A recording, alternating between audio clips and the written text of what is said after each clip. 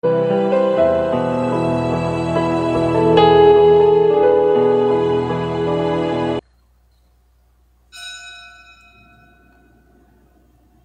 magandang umaga po sa inyong lahat.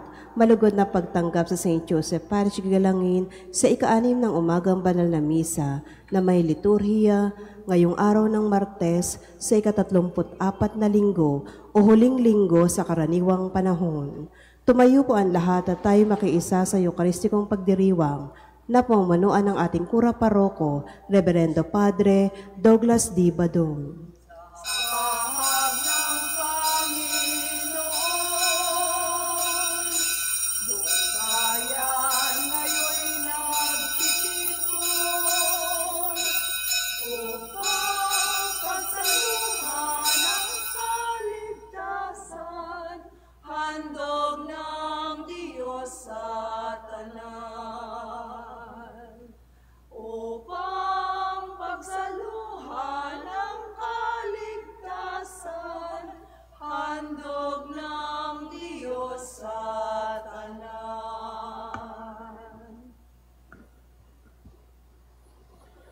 Sa ngalan ng Ama at ng Anak at ng Espiritu Santo. Amen.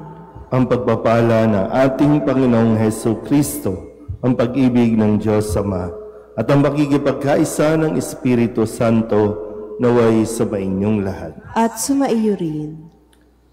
Mga kapatid, aminin natin ang ating mga kasalanan upang tayo'y maging marapat gumanap sa banal na pagdiriwang. Inaamin ko sa mga pangyarihang Diyos at sa inyo mga kapatid na lubha akong nagkasala sa isip, sa salita at sa gawa at sa aking pagkukulang. Kaya isinasamo ko sa mahal na Birheng Maria, sa lahat ng mga anghel at mga banal, at sa inyo mga kapatid na ako'y panalangin sa Panginoong ating Diyos. Kaawaan tayo na makapangyarihang Diyos, patawarin tayo sa ating mga kasalanan at patnubayan tayo sa buhay na walang hanggan. Amen. Panginoon, kaawaan mo kami. Panginoon, kaawaan mo kami. Kristo, kaawaan mo kami. Kristo, kaawaan mo kami. Panginoon, kaawaan mo kami. Panginoon, kaawaan mo kami. Manalangin tayo. Ama naming makapangyarihan, ipakita mo ang iyong paglingap sa iyong pag-antig sa aming kalooban upang ang pamumuno ng gawain mo sa amin ay aming mapakinabangan at ang mapagpagaling mong katapatan ay aming mapangatawanan sa pamamagitan ni Jesucristo kasama ng Espiritu Santo magpasawalang hanggan. Amen.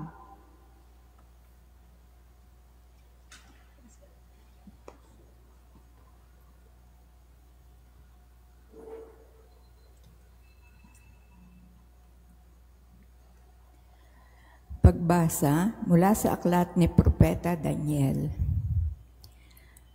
Noong mga araw na iyon, sinabi ni Daniel kay Nabucodonosor, "Mahal na hari, ang napanaginip ninyo ay isang malaki at nakasisilaw na rebulto.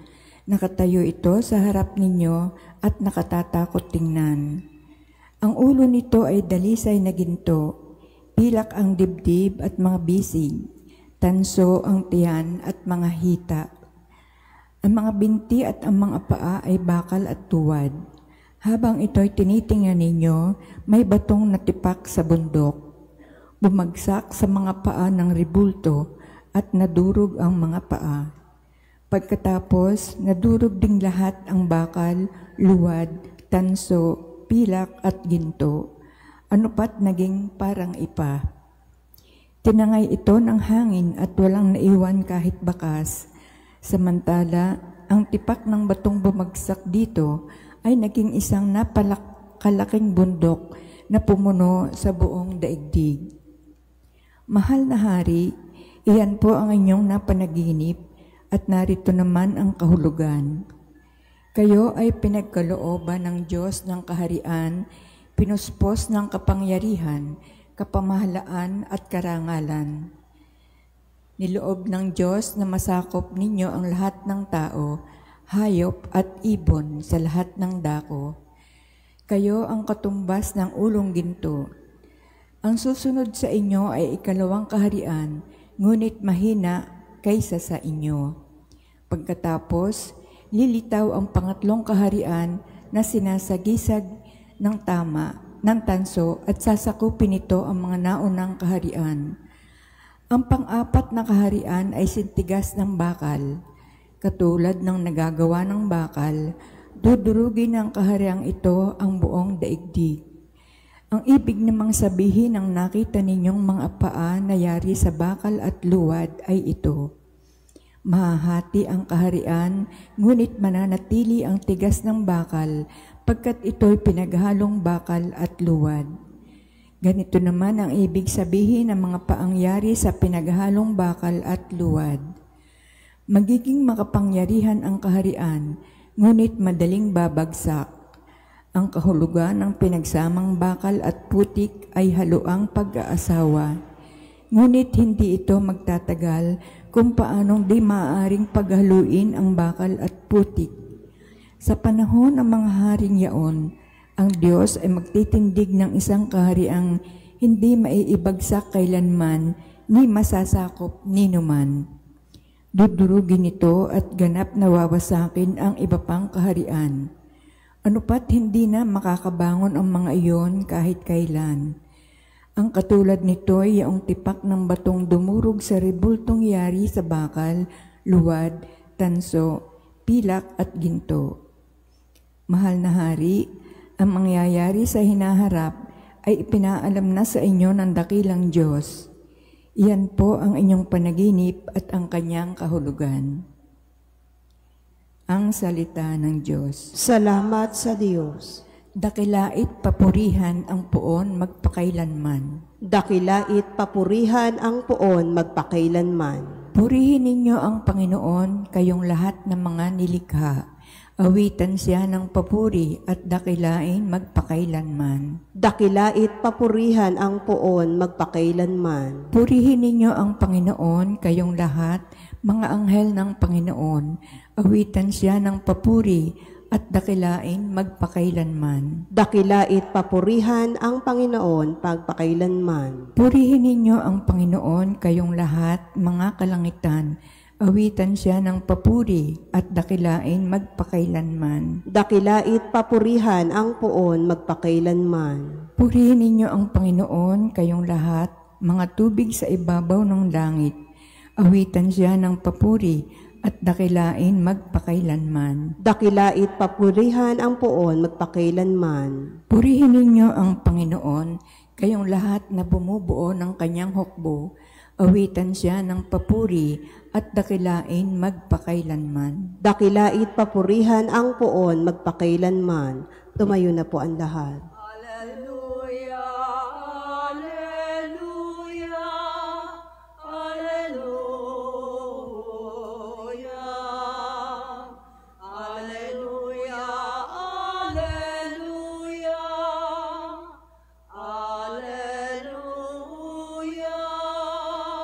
Manatili kang matapat hanggang iyong kamatayan, pagkat buhay aking bigay. Alleluia, alleluia, alleluia,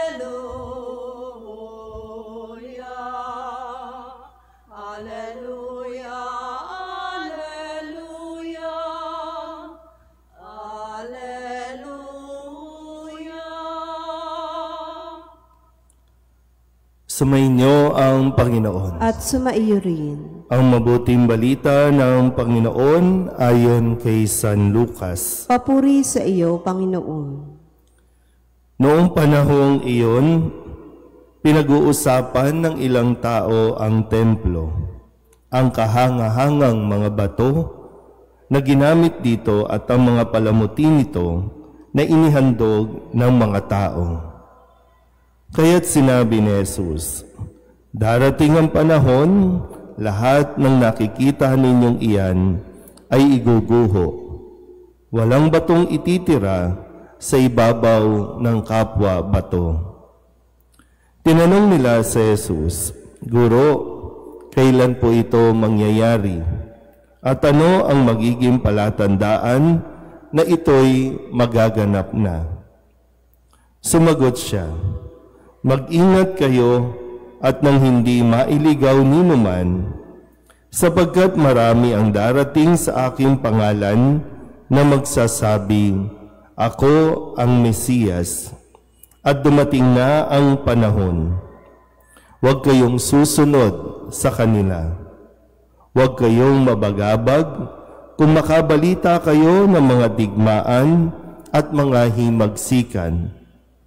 Dapat mangyari ang mga ito, ngunit hindi darating kara-karaka ang wakas."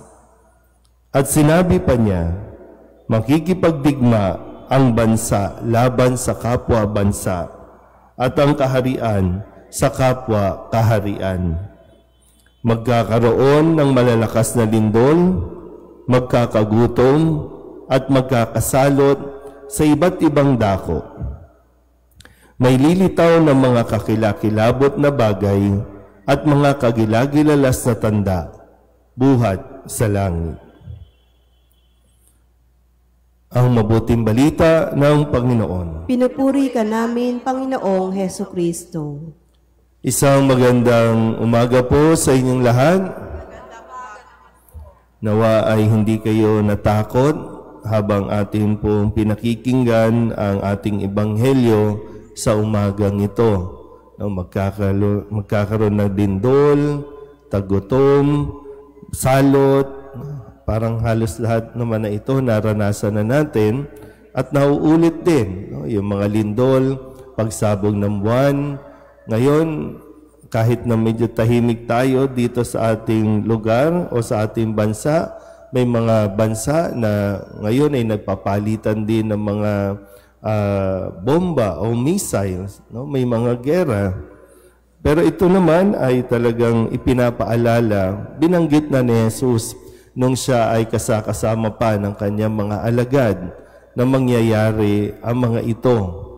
Pero pakaisipin natin lagi, baka mamaya pag ganitong mga sitwasyon, halimbawa yung mga pagbaha ng mga naranasan natin nakalipas na buwan, ang lagi natin nasasambit, parusa ng Diyos. Pinarurusahan tayo ng Diyos, nagagalit na ang Diyos sa atin.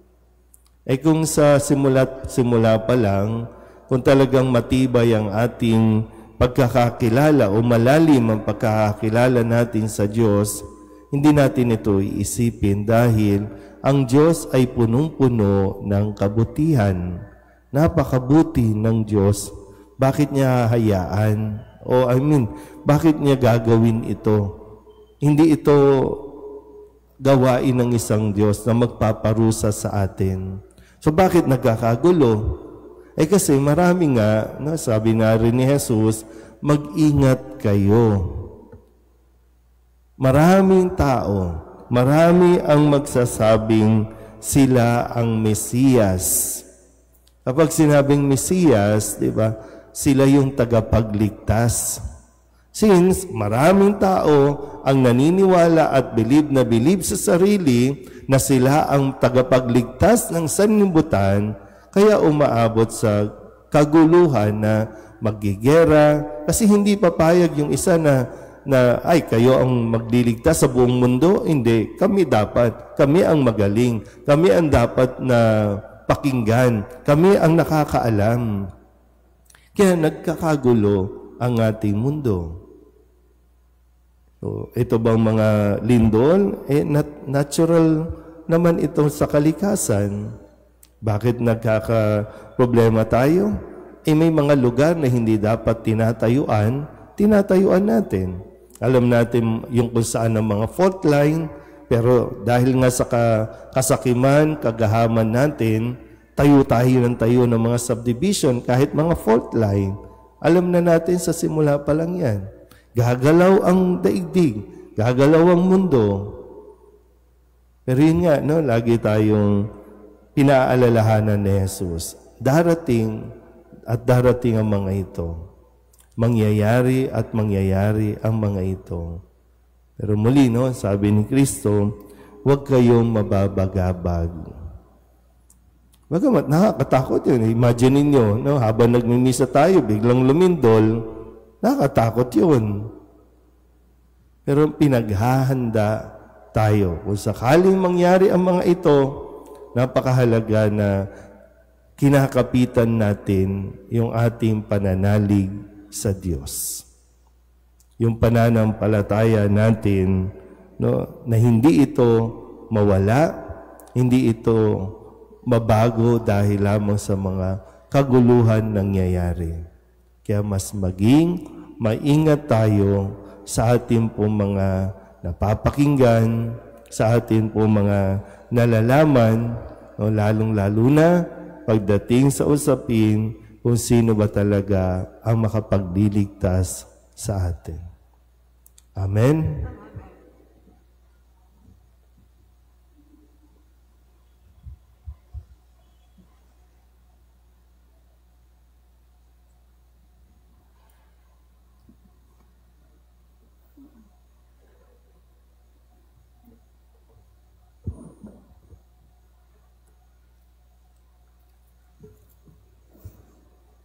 Orasyo Imperata para sa katapatan, katotohanan at katarungan. Tayo pong lahat, amang makapangyarihan sa lahat, ikaw ang gumabay sa iyong bayan mula sa pagkaalipin bilang haliging ulap sa araw at haliging apoy sa gabi. Sa panahong ito ng pandilinlang at katiwalian na bumabalot sa aming bayan, ipamalas mo sa amin ay iyong liwanag, nagtataboy sa lahat ng dilim. Inaamin namin kami rin ay madalas sumalakad sa kadiliman sa aming pananahimik, pagkakibit-balikat at kawalang pakialam. Hinayaan naming lumaganap ang kasinungalingan at tumusbong ang katiwalian. Patawarin mo kami, Panginoon, at linisin mo ang aming mga puso sa kasalanang bumubulag at sumisira, kasalanang umaagaw ng pagkain sa mahihirap at ng pag-asa sa buong bayan.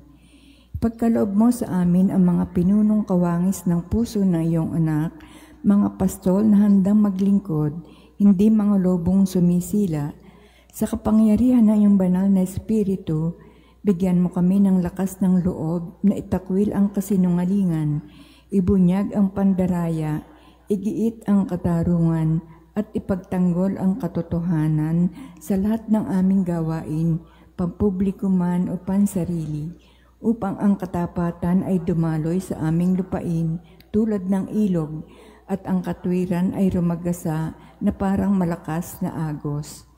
O Diyos ng katarungan at habag, gawin mong ubasan ng kabutihan ang aming bayan, hindi laso ng kasakiman, manipulasyon at pagkamakasarili, kundi pagyamanin ng katapatan, malasakit at pag-ibig. Hinihiling namin to sa pamamagitan ni Kristong aming Panginoon. Amen. Maria, salamin ng katwiran, Ipanalangin mo kami. San Miguel Arcangel, Ipanalangin mo kami. San Lorenzo Ruiz at San Pedro Calungsod, Ipanalangin ninyo kami. Handog namin sa iyo, Ama, ang tinapay at alak na ito. Handog ng bayang umaasa, sumasamba't nagmamahal sa'yo. Handog namin sa iyo, Ama, ang tinapay at alak na ito. Handog ng bayang umaasa, sumasamba't nagmamahal sa'yo. Manalangin kayo mga kapatid upang paghahain natin ay kalugdan ng Diyos sa mga makapangyarihan. Tanggapin nawa ng Panginoon itong paghahain sa iyong mga kamay, sa kapurihan niya at karangalan, sa ating kapakinabangan, at sa buong sambayanan niyang banal. Ama naming lumikha, tanggapin mo ang mga banal na alay na iyong ipinag-utos na aming italaga sa pagsamba sa iyong ngalan, at upang kami pagindapating paunlakan ng iyong tapat na pagmamahal. Gawin mo ang iyong mga utos ay sundin namin kailanman sa pamamagitan ni Jesucristo, kasama ng Espiritu Santo, magpasawalang hanggan. Amen. Sumainyo ang Panginoon. At sumaiyo rin. Itaas sa Diyos ang inyong puso at diwa. Itinaas na namin sa Panginoon. Pasalamatan natin ang Panginoong ating Diyos. Marapat na siya ay pasalamatan. Ama naming makapangyarihan, tunay ngang marapat na ikaw ay aming pasalamatan. Pinagbibigyan mong ito'y aming maihayag kahit na ito'y walang anumang maidaragdag sa kadakilaang sa iyo ay likas. Sa pagpupuri nami ang nakikinabang ay kami ring iyong pinakikiharapan sa pamamagitan ng iyong anak na minamahal. Kaya kaysa ng mga anghel na nagsisiawit ng papuri sa iyo nang walang humpay sa kalangitan, kami nagbubunyi sa iyong kadakilaan. Santo, Santo, Santo, Panginoong Diyos ng mga hukbo, napupuno ang langit at lupa ng kadakilaan mo. O sana sa kaitaasan, pinagpalang na paririto sa ngalan ng Panginoon, o sana sa kaitaasan. Ama naming banal, ikaw ang bukal ng tanang kabanalan. Kaya't sa pamamagitan ng iyong Espiritu, gawin mong banal ang kaloob na ito upang para sa aming maging katawan at dugo ng aming Panginoong Jesucristo. Bago niya pinagtiis ang kusang loob na maging handog, hinawakan niya ang tinapay, pinasalamatan kaniya, pinaghati-hati niya iyon, iniabot sa kanyang mga alagad at sinabi, "Tanggapin ninyong lahat ito at kanin, ito ang aking katawan na ihahandog para sa inyo."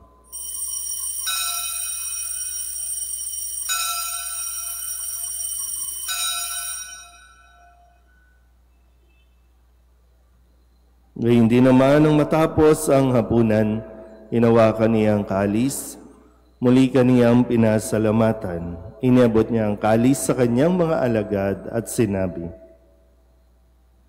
"Tanggapin ninyong lahat ito at inumin. Ito ang kalis ng aking dugo, ng bago at walang hanggang tipan.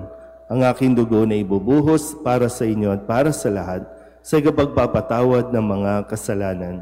Gawin ninyo ito sa pag-alaala sa akin."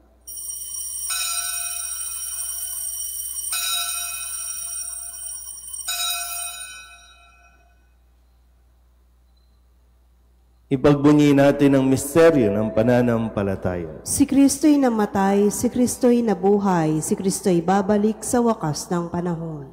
Ama, ginagawa namin ngayon ang pag-alaala sa pagkamatay at muling pagkabuhay ng iyong anak. Kaya iniaalay namin sa iyo ang tinapay na nagbibigay buhay at ang kalis na nagkakaloob ng kaligtasan.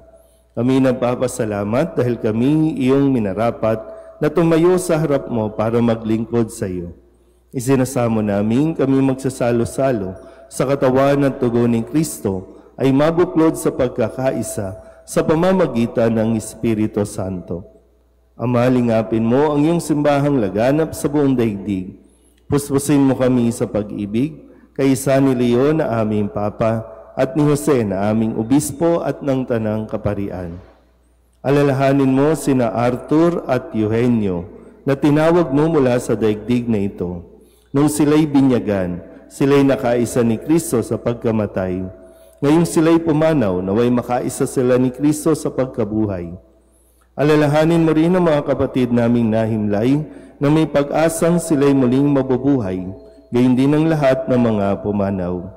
Kawaan mo sila at patuloyin sa iyong kaliwanagan. Kawaan mo at pagindapating kaming lahat na makasalo sa iyong buhay na walang wakas. Kaysa ng mahal na Birheng Maria na ina ng Diyos, ng kabiyak ng puso niyang si San Jose. Kaysa ng mga apostol at ng lahat ng mga banal na namuhay dito sa daigdig ng kalugod-lugod sa iyo. May pagdiwang nawa namin ang papupuri sa ikararangal mo sa pamamagitan ng iyong anak na aming Panginoong Hesu Kristo. Sa pamamagitan ni Kristo, kasama niya at sa Kanya, ang lahat ng parangal at papuri ay sa iyo, Diyos Amang makapangyarihan, kasama ng Espiritu Santo, magpasawalang hanggan.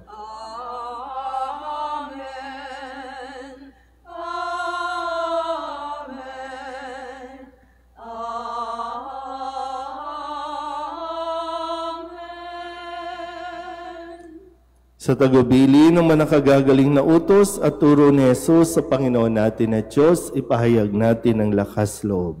Ama namin, sumasalangit ka, sambahin ang ngalan mo. Mapasa amin ang kaharian mo, sundin ang loob mo dito sa lupa para nang sa langit. Bigyan mo kami ngayon ng aming kakanin sa araw-araw at patawarin mo kami sa aming mga sala para nang pagpapatawad namin sa nagkakasala sa amin. At huwag mo kaming ipahintulot sa tukso, at iadya mo kami sa lahat ng masama. Hinihiling namin kami iadya sa lahat ng masama, pagkalooban ng kapayapaan araw-araw, iligtas sa kasalanan, at ilayo sa lahat ng kapahamakan, samantalang aming pinananabikan ang dakilang araw ng pagpapahayag ng tagapagligtas naming sa Hesu Kristo. Sapagkat iyo ang kaharian at ang kapangyarihan at ang kapurihan magpakailanman. Amen. Panginoong Hesu Kristo, sinabi mo sa iyong mga apostol, kapayapaan ang iniiwan ko sa inyo, ang aking kapayapaan ang binibigay ko sa inyo. Tunghayan mo ang aming pananampalataya at huwag ang aming mga pagkakasala. Pagkalooban mo kami ng kapayapaan at pagkakaisa ayon sa iyong kalooban, kasama ng Espiritu Santo, magpasawalang hanggan. Amen. Ang kapayapaan ng Panginoon ay laging sumainyo. At sumaiyo rin. Mabigayan po tayo ng kapayapaan sa isa't isa. Kordero ng Diyos na nag-aalis ng mga kasalanan ng sanlibutan, maawa ka sa amin. Kordero ng Diyos na nag-aalis ng mga kasalanan ng sanlibutan, maawa ka sa amin. Kordero ng Diyos na nag-aalis ng mga kasalanan ng sanlibutan, ipagkaloob mo sa amin ang kapayapaan.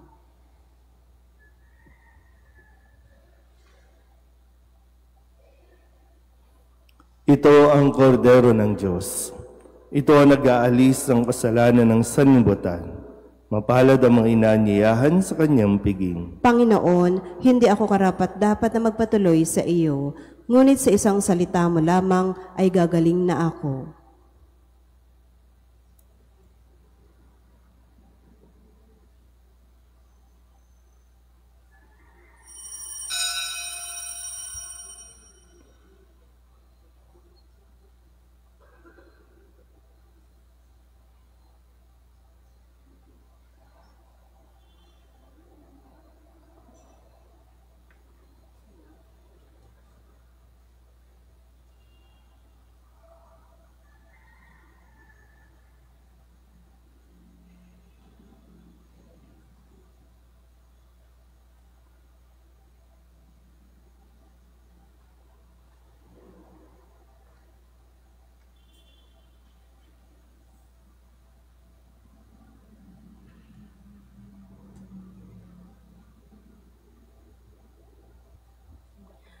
Lumuhod po ang lahat. Panalangin kay San Jose, abang tagapangalaga ng tagapagligtas, kabiyak na puso ng mahal na Birheng Maria. Sa iyo ipinagkatiwala ng Diyos ang kaisa-isa niyang anak. Sa iyo nagtiwala si Maria. Sa piling mo, si Kristo'y naging tao. Maging ama ka rin sa amin, pinagpalang Jose, at gabayan mo kami sa landas ng buhay. Ihingi mo kami ng biyaya, awa at tapang, at ipagtanggol kami sa lahat ng masama. Amen.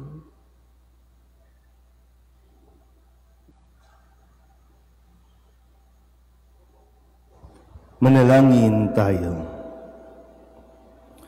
Ama naming mapagmahal, kaming pinagkakalooban mo ng pagsasalo sa iyong kagalakan, ay lagi nawang lumingon sa pinanggalingan nitong banal na pakikinabang, upang kami huwag mawalay sa iyo na aming hantungan sa pamamagitan ni Jesu Kristo, kasama ng Espiritu Santo, magpasawalang hanggan. Amen. Mga kapatid, pagkukulan natin ng panalangin, ang mga yumao natin mga mahal sa buhay, at ang lahat ng mga kaluluwa sa purgatorio. Mga anghel, mga banal, tanang nasa kalangitan, halikayo at samahan. Ang mga giliw naming pumanaw sa piling ng poong mahal. Si Kristo ang mag-aakay sa kandungan ni Abraham upang doon ay humimlay. Ang mga giliw naming pumanaw sa piling ng poong mahal. Sa ilaw na walang hanggan, kapayapaan naway paggamiti ng may kapal. Ang mga giliw naming pumanaw sa piling ng poong mahal. Ang manaming mapagmahal, inihahabili namin sa iyo ang aming mga kapatid na pumanaw sa buhay na ito. Huwag mo po silang pababayaan at pamalagiin mo silang buhay sa iyong piling. Alang-alang sa iyong awa at pag-ibig, patawarin mo sana ang kanilang mga pagkukulang at nagawang pagkakasala, dala ng kanilang kahinaan. Manatili nawa silang maligaya sa iyong piling kasama ng iyong anak, ng Espiritu Santo, magpasawalang hanggan. Amen. Kapayapaan kailanman ang igawad ng may kapal sa mga yumaong ating mahal. Sila nawa ay silayan ng ilaw na walang hanggan. Sumainyo ang Panginoon. At sumaiyo rin. At pagpalain kayo ng makapangyarihang Diyos, Ama at Anak, at Espiritu Santo. Amen. Tapos sa banal na misa, humayo tayo sa kapayapaan ni Kristo. Salamat sa Diyos. Magandang umaga po.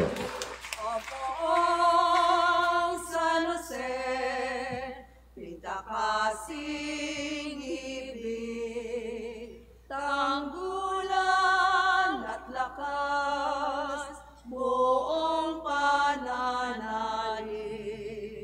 Kami po'y pagadya sa mga